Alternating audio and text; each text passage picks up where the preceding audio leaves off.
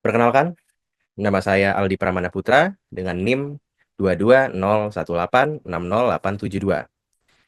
Judul SDGs yang kemarin saya bikin dari tugas kelompok yaitu tantangan perawat muslim di Jepang terkait SDG nomor 3 kehidupan sehat dan sejahtera.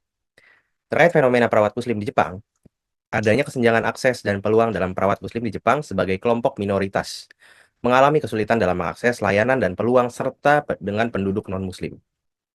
Dengan tantangan integrasi di perawat muslim dalam menghadapi tantangan budaya kerja di Jepang yang berbeda serta dalam menjalani kehidupan sehari-hari sebagai muslim di negara yang mayoritasnya non-muslim. Tema SDGs perawat muslim di Jepang adanya jaminan akses bagi sumber daya yang baik dan peluang ekonomi terhadap perawat muslim di Jepang dalam meningkatkan kesejahteraan dan dalam pendidikan bertujuan mendorong pendidikan tentang toleransi dan keberagaman budaya di Jepang, sehingga tercipta adanya lingkungan kerja dan masyarakat lebih inklusif. Hal ini dapat memperjuangkan adanya kesetaraan dan keadilan sosial dengan perawat muslim yang memiliki akses sama bagi kesempatan kerja, tempat tinggal, dan fasilitas publik. Tantangan atau hambatan yang sering terjadi pada perawat muslim di Jepang. Yang pertama, untuk rumusan masalah tersebut. Apakah ada perbedaan dalam kondisi gaji, kesejahteraan, perawat, dan kinerja? Yang ketiga, dalam rekrutmen pekerjaan keperawatan di Jepang, apakah memerlukan syarat khusus? Dan apakah ada perbedaan syarat dengan perawat Jepang ketika melamar pekerjaan? Yang keempat, apakah tantangan utama bagi para perawat Indonesia yang bekerja di Jepang dalam kualifikasi dan bahasa? Yang kelima, sebagai perawat Muslim yang menggunakan hijab atau jilbab, dan ketika ibadah, apakah ada larangan atau syarat khusus untuk hal itu?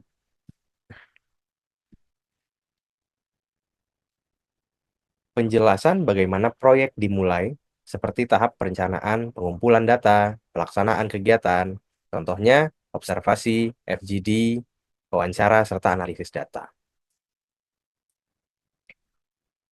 Adanya temuan yang didapatkan, penguraian secara detail dengan temuan-temuan didapat dari observasi, FGD, dan penting yaitu wawancara. Hal ini terdapat beberapa contoh. Yang pertama, tantangan, yang kedua kesulitan, serta kebutuhan perawat muslim di Jepang.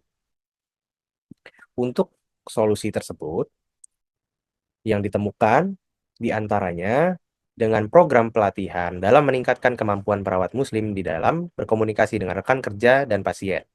Yang kedua, perusahaan bisa bekerja sama untuk menciptakan kebijakan yang inklusif terhadap karyawan muslim.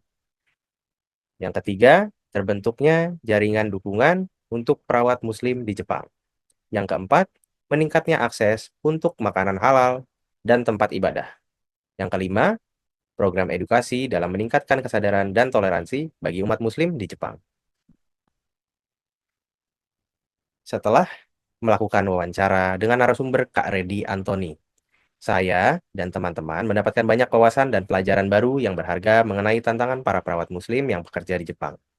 Dari wawancara yang telah saya lakukan, banyak mengetahui tantangan yang tidak mudah bagi perawat yang bekerja di Jepang, terutama para perawat muslim dari segi profesionalisme dalam bidang kesehatan hingga kehidupan sehari-hari dalam berbudaya dan beragama yang cukup signifikan.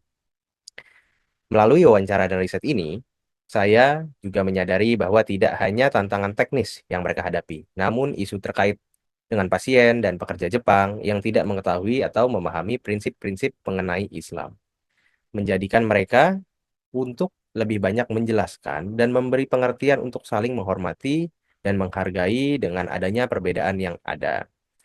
Namun, ada juga di beberapa rumah sakit yang memang tidak memberikan hak mereka sebagai pekerja muslim. Contohnya, tidak memperbolehkan puasa dengan memberikan alasan kesehatan yang mengkhawatirkan.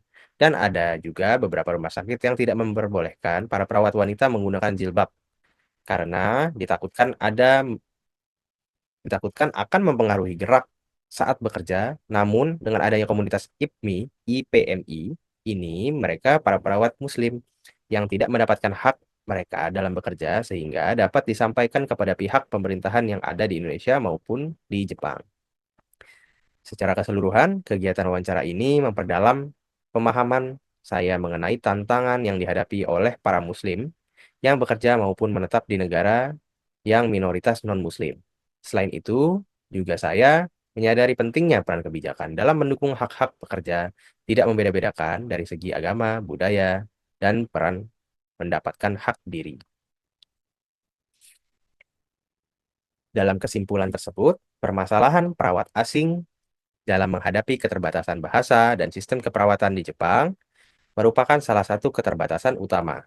Beradaptasi dengan istilah medis dengan bahasa Jepang serta mencari cara meningkatkan komunikasi efektif, meningkatkan keterampilan dan kinerja para perawat asing untuk mengurangi tekanan dalam bekerja di Jepang. Karena dikarenakan kurangnya tenaga medis menjadi salah satu faktor hambatan perawat asing di Jepang. Ikatan Perawat Muslim Indonesia atau kita biasa sebut IPMI hadir sebagai organisasi resmi terstruktur yang dapat membantu para perawat memperoleh informasi mengenai keperawatan di Jepang melalui Ikatan Perawat Muslim Indonesia atau IPMI. Para perawat dapat berbagi informasi terkait keperawatan.